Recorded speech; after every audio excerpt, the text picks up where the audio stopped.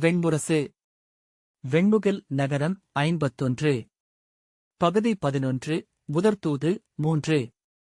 வாசிப்பது சந்தீப். கிருஷ்ணனும் பலராமரும் தங்கள் அறையை அடைவதற்கு முன்னரே துரியோதனன் துச்சாதனன் தொடர விரைந்த காலடிகளுடன் ஓடி வந்தான். அவ்வொலியைக் கேட்ட பலராமர், அவன்தான், அவனுக்குத்தான் காட்டெருமையின் காலடிகள் என்று முகம் மலர்ந்து திரும்பி நின்றார். வந்த விரைவிலேயே பலராமரின் காலடிகளில் பணிந்த துரியோதனன், என் பிழை பொறுத்தருள்க ஆசிரியரே, அரச முறைமையை மீறலாகாது என்றனர். தாங்களும் அரச முறைமையையே விழைவீர்கள் என்றார் விதுரர். ஆகவே தங்களை கங்கைக் கரையிலேயே வரவேற்காமல் நின்றுவிட்டேன் என்றான். மூடா, நான் என்றைக்கு முறைமைகளை பேணியிருக்கிறேன் என்று சொன்னபடி பலராமர் அவன் தோள்களைப் பற்றி தூக்கி அணைத்துக் கொண்டார். தாழ்வில்லை, உன் தோள்கள் இறுகியிருக்கின்றன. மீண்டும் வல்லமை கொண்டவன் ஆகிவிட்டாய். முந்தைய முறை பார்த்தபோது தோல்பை என தெரிந்தாய் என்றார். நாளும் 4 நாழிகை நேரம் பயிற்சி செய்கிறேன் ஆசிரியரே என்றான் துரியோதனன். இன்று தங்களை இங்கே பார்க்க முடிந்தது என்னுடைய நல்லூழ். துச்சாதனன் வந்து பலராமரை வணங்கினான். அவனை வாழ்த்தித் தூக்கியபடி, இவன் என்ன உன் நிழலாகவே தெரிகிறான் என்றார் பலராமர். என் நிழலேதான் என்று துரியோதனன் புன்னகைத்தான். பார்த்துக்கொள், அந்திவேளையில் நிழல் தன் உருவை கடந்து நீளும் என்ற பலராமர் இவனும் கதாவீரன்தான். ஆனால் முறையான பயிற்சி எடுக்கவில்லை. பயின்ற கதாவீரனின் இடையில் இத்தனை தசை இருக்காது என அவன் விலாவைத் தொட்டார். பசுவின் அகிடு போல அல்லவா தொங்குகிறது? உன் ஆசிரியர் யார்? துச்சாதனன் துரோணர்தான் என்றான். அவர் எதற்கு கதாயுதம் கற்பிக்கிறார்? நான் இதுவரை எவருக்காவது வில்வித்தை கற்பித்திருக்கிறேனா என்ன என்ற பலராமர் கிருஷ்ணனிடம், வலுவான இளையோர் இவர்கள் இன்னமும் நாடாளவில்லை என்பது துயர் அளிக்கிறது இளையோனே. இவர்களுக்குரிய நாட்டை பாண்டவர்கள் கோரினார்கள் என்றால் அதை நான் ஒப்ப முடியாது. என் மாணவன் அஸ்தினபுரியை அடைவதை பார்த்த பின்னரே நான் இந்நகர் விட்டு மீள்வேன் என்றார். கிருஷ்ணன் புன்னகையுடன், அனைத்தையும் பேசிவிடுவோம் மூத்தவரே என்றான். என்ன பேச்சு? பேசி நிலத்தைப் பெற நாமென்ன வைசியர்களா? கதையைத் தூக்கி மண்டைகளை உடைத்தால் நமது மண் நமக்கு வருகிறது. இதிலென்ன மந்தனமும் மாயமும் உள்ளது? நான் சொல்கிறேன், நாம் இன்றே பேரரசரிடம் பேசுகிறோம். அவர் நிலத்தை அளிக்க மறுத்தால் அவரையே நான் மற்போரிட அழைக்கிறேன் என்றார். கிருஷ்ணன் மீண்டும் புன்னகை புரிந்தான். துரியோதனன், தங்களுடன் இன்று களம்பயில முடிந்தால் நான் நிறைவடைவேன் ஆசிரியரே என்றான். நான் இன்னமும் உணவருந்தவில்லை. நல்ல முதிர்ப்பன்றி உனை உண்ண விழைகிறேன் என்றார் பலராமர். இப்போதே ஆணையிடுகிறேன். நீராடி வாருங்கள் என்று துரியோதனன் சொன்னான். ஊனை ஊனாகவே சமைக்கச் சொல். பெருநகர்களில் சமையல் யானிகள் ஊனை காய்கறியாக ஆக்குகிறார்கள். காய்கறியை ஊன் போல மாற்றுகிறார்கள். மூடர்கள் என்றார். துரியோதனன் பணிந்து, முறைப்படி சமைக்க ஆணையிடுகிறேன் என்றான். சமைக்காமலிருக்க என்றார் பலராமர். கிருஷ்ணன் நீராடி வருவதற்குள் சாத்யகி தன்னை சித்தமாக்கிக் கொண்டான். பலராமர் ஏற்கனவே சென்றுவிட்டிருந்தார். கூடத்தில் அவன் அமர்ந்திருக்கையில் சுனீதரின் ஏவலன் வந்து செய்தி சொன்னான். காந்தார இளவரசர் சகுனி அவரது கூடை மாளிகையில் யாதவ அரசரைக் காண ஒப்புவதாக சொல்லியிருக்கிறார் யாதவரே, ஆனால் அரசுச் செய்திகள் எதையும் பேச அவர் ஒப்பவில்லை.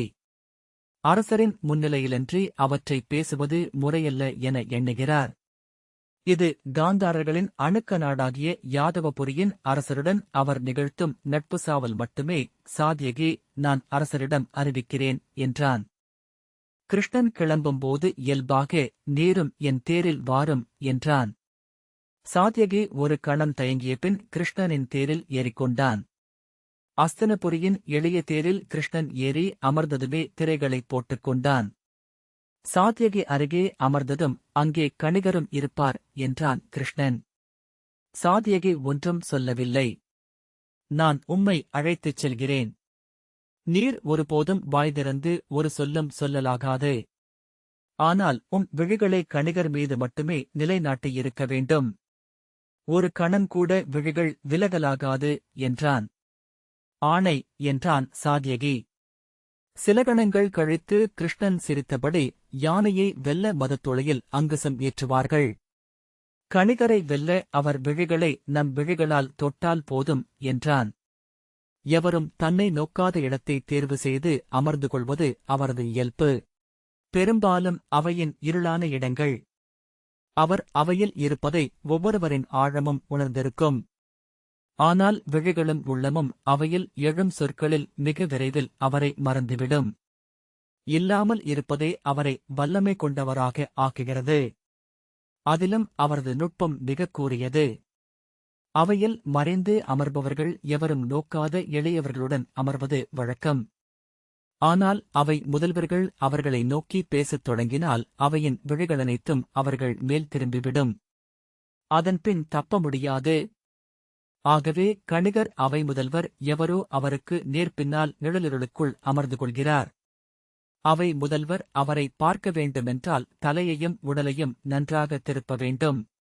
அது அடிக்கடி நிகழ்வதில்லை என கிருஷ்ணன் தொடர்ந்தான். அவையின் முழு உள்ளமும் அவை முதல்வர் மீதும் அவரால் நோக்கப்படுபவர்கள் மீதும்தான் இருக்கும். அத்துடன் மொத்த அவையும் அவை முதல்வரை நோக்கி அமைந்திருக்கும் என்பதனால் கணிகர் அவர் விழைவதை பேச எழும்போது அவையின் அனைத்து விழிகளையும் தன்மேல் ஈர்த்துக் கொள்ளவும் முடியும். அப்போது அவர் புதிதாகப் பிறந்தெழுபவர் போலிருப்பார். அவையில் அப்படி அவர் தோன்றுவது அதிர்ச்சியை ஊட்டி அவர் சொல்லும் சொற்களை எடைமிக்கவையாக ஆக்கிவிடும். சாத்யகி அவன் மேலே சொல்ல எதிர்பார்த்து நோக்கினான். இல்லாமல் இருப்பவரை வெல்லும் வழி நம் நோக்கு வழியாக இடைவிடாத இருப்பை அவருக்கு அளிப்பதே. இளமை முதலே குறையுடல் கொண்டவர். என்பிலதனை வெயில் என விழிகள் அவரை வருத்தியிருக்கலாம். அவ்விழிகளுக்கு எதிரான சமரையே இன்று வரை அவர் நிகழ்த்தி வருகிறார். ஏளனம் தெரியும் விழிகளை தன்மேல் இருந்து தவிர்க்க அவர் கண்டடைந்த வழி அவற்றை வஞ்சமும் வெறுப்பும் கொண்டவையாக மாற்றிக்கொள்வதே. பிறரது கடும் வெறுப்பின் முன் நச்சுமுழும் நாகத்தின் பேராற்றலை அடைகிறார். நம் விழியால் அவரை புழுவாக ஆக்குவோம் என்றான் கிருஷ்ணன்.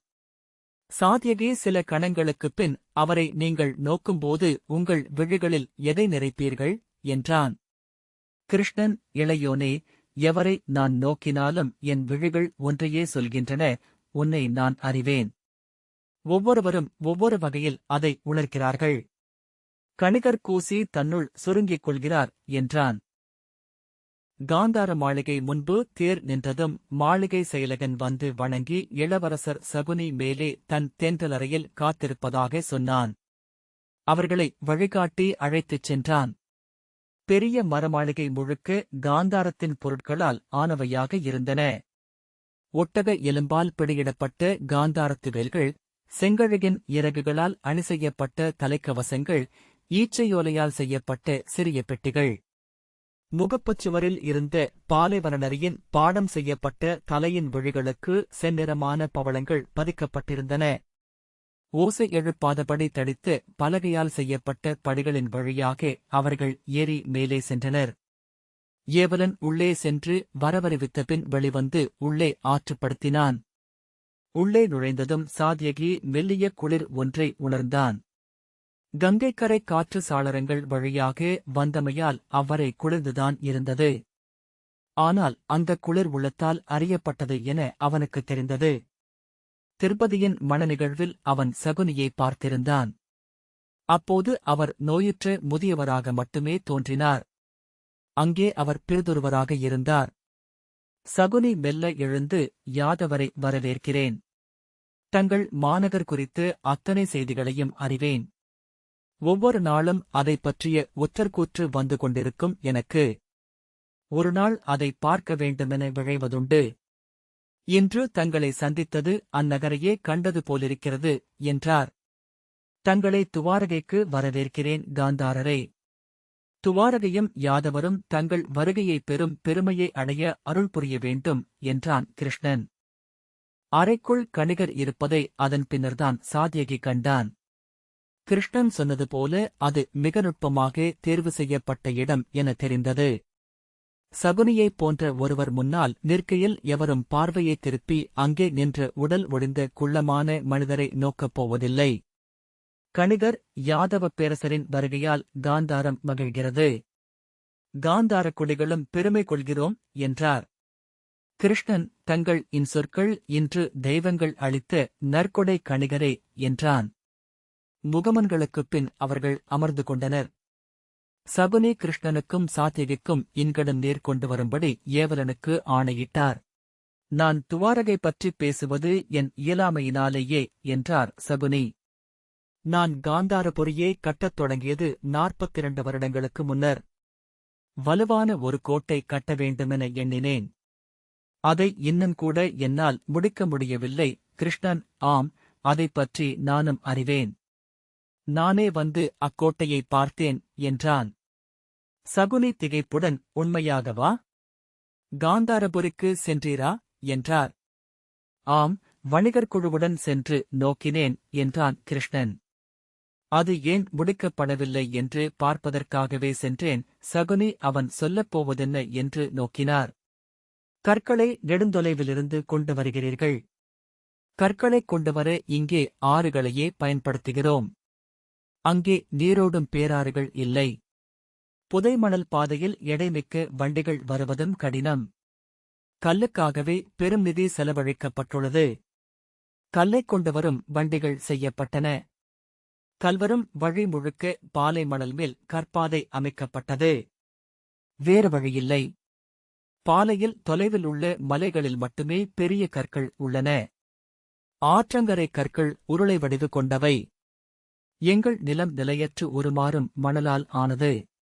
ஆகவே அடித்தளம் உறுதியாக நிற்பதில்லை. உருளைக்கற்களால் ஆன எங்கள் அரண்மனைகள் அனைத்துமே ஒருதலை முறைக்குள் விரிசல் விட்டுவிடுகின்றன. எத்தனை ஆழமாக அடித்தளம் தோண்டினாலும் அதுவே நிலை என்றார் சகுனி. கிருஷ்ணன் ஆம், பாலை நிலம் முழுக்க இந்த இடர் உள்ளது. ஆகவேதான் முற்காலத்தில் தோல் கூடாரங்களை மட்டுமே அமைத்து வாழ்ந்தனர். அல்லது பாறைகளைக் குடைந்து குகைகளை அமைத்தனர் என்றான். நான் சிற்பிகளிடம் கலந்தபின் சோனகர் நாட்டிலிருந்து பெரிய கற்களை வைத்து கட்டும் முறையை கொண்டு வந்தேன் என்று சகுனி தொடர்ந்தார். ஒன்றன் மேல் ஒன்றாக அடுக்கப்பட்ட பெருங்கற்கள் தங்கள் எடையாலேயே ஒன்றை ஒன்று கவ்விக்கொள்ளும். கல்லால் ஆன தெப்பம் போல மொத்தக் கட்டமும் மணல் மேல் மிதந்து கிடக்கும். அடித்தளம் அசைந்தால் அக்கற்கள் நகர்ந்து அவ்வசைவை வாங்கிக் கொள்ளும். கட்டடம் இடிந்துவிடாது. சோனகர் நாட்டில் அப்படி கட்டப்பட்ட மாபெரும் சதுரக்கூம்பு வடிவக் கட்டடங்கள் மணல் மேல் மிதந்து நின்றிருப்பதாக சோனக சிற்பிகள் சொன்னார்கள். காப்திகரின் கலை அது. மானுடகுலம் காணாத மாபெரும் சதுரக்கூம்பு கோபுரங்களை தங்கள் அரசர்களுக்காக அவர்கள் அமைத்துள்ளார்கள் என்றான் கிருஷ்ணன். அந்த முறையிலேயே நீங்கள் காந்தாரத்தை அமைக்க முடியும். ஆனால் கல்லைத் தேடிச் சென்றது மட்டுமே பிழை. அங்கேயே மிக அருகிலேயே கல் உள்ளது. அதை தேடியிருக்க வேண்டும். சகுனி அவன் சொல்லட்டும் என நோக்கினார். பாலை நிலத்துக்கு அடியில் பெரும்பாறை வழி இருக்கும். அதை உங்கள் ஆறு அரித்துச் சென்ற தடத்திலேயே காண முடியும். சகுனி மிக ஆழத்தில் என்றார். எத்தனை ஆழமாக இருந்தாலென்ன? தோண்டி உள்ளே சென்று வேண்டிய வடிவில் கல்லை வெட்டிய பின் மணலைப் போட்டு குழியை மூடியே கற்களை மேலே எடுத்துவிட முடியுமே. எந்த ஆற்றலும் தேவையில்லை என்றான் கிருஷ்ணன். நான் காற்றை பயன்படுத்தினேன். நீங்கள் எடை தூக்க மணலை பயன்படுத்தியிருக்கலாம். சகுனி சில கணங்கள் திகைத்த விழிகளுடன் நோக்கிய பின் முகம் மலர்ந்து உண்மை. மிக எளியது. ஆனால் இது தெரியாமல் போய்விட்டது என்றார். மிக எளிய ஒரு வழி அருகே உண்டு என்பதை அறிஞர்கள் உணர்வதில்லை. குழந்தைகள் கண்டுபிடித்துவிடும் என்று கிருஷ்ணன் சொன்னான். ஆகவே நான் எப்போதும் குழந்தையாக இருக்கவும் முயல்கிறேன். சகுனி சிரித்தபடி ஆம், உமது தலையில் அந்த மயிர்பீலியைக் கண்டதுமே எண்ணினேன். முதிர்ந்த ஆண்மகன் எவனும் அதை சூடிக்கொள்ள மாட்டான் என்றார். நான் முதிரப்போவதில்லை காந்தாரரே என கிருஷ்ணன் சிரித்தான். சாத்யகி அவர்களின் உரையாடலைக் கேட்டபடி கணிகரையே நோக்கிக் கொண்டிருந்தான். கணிகர் அவனுடைய பார்வை பட்டதும் முதலில் சற்று திகைத்தார். அவரது உடலிலேயே அந்தப் பார்வைப்படும் உணர்வு தெரிந்தது. அவரது உடல்மேல் ஒரு சிறு பொருள் வைக்கப்பட்டு அது கீழே விழாமல் அவர் அமர்ந்திருப்பது போல. அவன் விழிகளை அவர் முதல் முறைக்குப் பின் சந்திக்கவில்லை. தன் விழிகளை பக்கவாட்டில் திருப்பி கிருஷ்ணனை நோக்குவது போலவும் பின்னர் சகுனியை நோக்குவது போலவும் நடித்தார். அது நடிப்பு என்றும் அவரது உள்ளம் முழுக்க தன் மீதுதான் இருக்கிறது என்றும் சாத்யகிக்கு தெளிவாகவே தெரிந்தது. சற்று நேரம் கடந்ததும் அவரது உடல் மெல்ல அசைந்தது. அந்தச் சிறு பொருளின் எடையை தாழ முடியாமல் தோள் மாற்றிக் கொள்வது போல. அப்போதும் அவர் சாத்யகியை பார்க்கவில்லை. அத்தனை பிடிவாதமாக அவர் இருப்பதே அந்தப் பார்வை அவரை எந்த அளவுக்கு துன்புறுத்துகிறது என்பதைக் காட்டுகிறது என எண்ணினான். அவர் பெருமூச்சு விட்டார். மடித்து வைக்கப்பட்ட கால்களை மெல்ல நீட்டிக்கொண்டார். அவன் அதன் பின்னர்தான் அவரது கைவிரல்களை பார்த்தான். வலது கையின் இரு விரல்களில் சிறிய பாசி மணி ஒன்றை இறுகப் பற்றியிருப்பது போல வைத்திருந்தார். அது அவரது உள்ளமா என சாத்யகி எண்ணிக்கொண்டான். அதை நோக்கியதும் அந்தப் பிடி இறுகுவதைக் கண்டான். பின் அவர் அறியாமலேயே இரு விரல்களும் நிகழ்ந்தன. மீண்டும் பெருமூச்சுடன் அவர் அசைந்து அமர்ந்தார். அவர் தன் விழிகளை சந்தித்தார் என்றால் அதுவே அவரது தோல்வி என சாத்யகி எண்ணினான். அதை அவரும் அறிந்தமையால்தான் முழு உளாற்றலாலும் அதை தவிர்க்கிறார். ஆனால் அவரது உச்ச எல்லை என்று ஒன்று வரும். அதுவரை செல்ல வேண்டும். கிருஷ்ணன் சகுனியை முழுமையாகவே கட்டமைவு கலைக்குள் இழுத்துவிட்டதை சாத்யகி உணர்ந்தான். சகுனி அவர் இயல்பாக இருப்பதாக காட்டும் பொருட்டு அந்தப் பேச்சை எடுத்தார். ஆனால் அதற்குள் இருந்த அவரது உண்மையான ஆவலை உணர்ந்து அதைத் தொட்டு விரித்து விரித்து வலையாக்கி அவரை முழுமையாகவே அதில் சிக்க வைத்துவிட்டான்.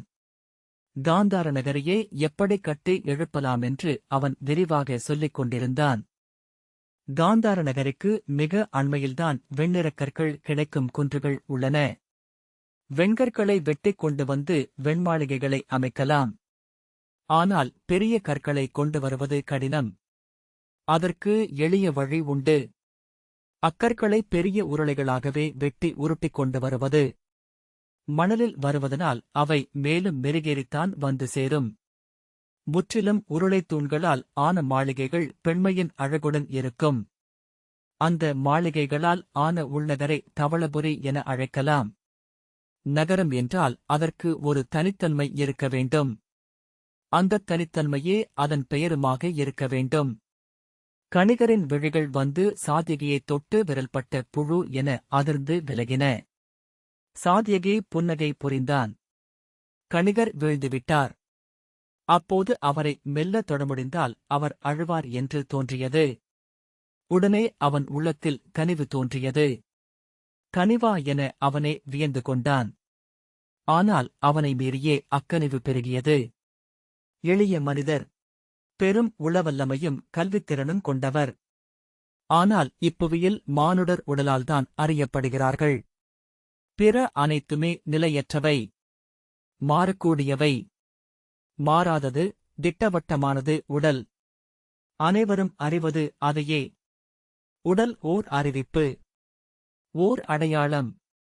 சிதைந்த உடல் கொண்டு பிறந்த இம்மனிதன் தன்னை அறிந்த முதற்கணம் முதல் இல்லை நான் சிதைந்தவனல்ல என்று மட்டுமே கூவிக்கொண்டிருக்கிறார்.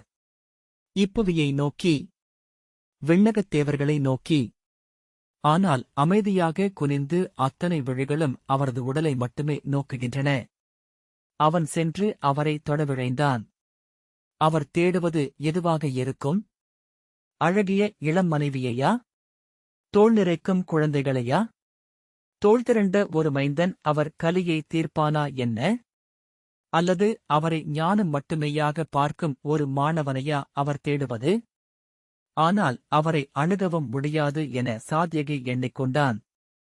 அணுகுவதையே அவர் அவமதிப்பாக எண்ணிக்கொள்ளலாம். மதிப்பையே பிச்சையாக கருதலாம். அவன் தன் உள்ளத்தால் அவரை தழுவினான். அவரது ஒடிந்து மடங்கிய மெல்லிய உடலை தொட்டு வருடினான். அவரது பாதங்களைத் தொட்டு, உத்தமரே, உங்களுக்கு பிழையிழைத்த தெய்வங்களை பொறுத்தருளுங்கள் என்றான். ஆனால் விழிகளை அவர் மேலேயே நிலைநிறுத்தியிருந்தான். இன்று அவையில் நான் பேசப்போவதை தங்களிடம் சொல்ல விழைந்தேன் காந்தாரரே. ஆனால் அதைப் பற்றி அவையில் மட்டுமே பேச விழைவதாக சொல்லிவிட்டீர்கள் என்றான் கிருஷ்ணன். ஆம், அதுவே முறை. நாம் முன்னரே பேசிக்கொண்டு அவை சென்றால் அதை எவ்வகையிலும் மறைக்க முடியாது. விதுரர் நம் விழிகளைக் கொண்டே அனைத்தையும் அறிந்துவிடுவார்.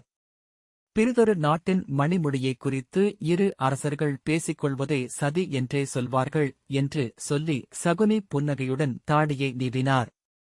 உண்மை, ஆனால் நான் தங்களிடம் பேச விழைந்தது காந்தாரத்தைக் குறித்தே என்றான் கிருஷ்ணன். அஸ்தனபுரியின் நட்பு நாடாகவே என்றும் இருக்கப் போகிறது துவாரகை.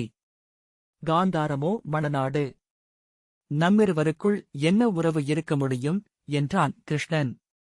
ஆனால் நீங்கள் சொல்வதும் உண்மையே. இங்கு நாம் அதைக் குறித்து பேசுவது அஸ்தனபுரியின் மணிமொழியைப் பற்றிய பேச்சேயாகும். நெய் பற்றிக் கொள்வது போல சிரித்தபடி, ஆகவே ஒரு முறை பகடை உருட்டி மீள்வதே நான் செய்யக்கூடியதாக இருக்கும் என்றான். ஆம், அதைச் செய்வோம் என்று சகுனி பகடைகளை எடுத்தபடி கைதட்டினார்.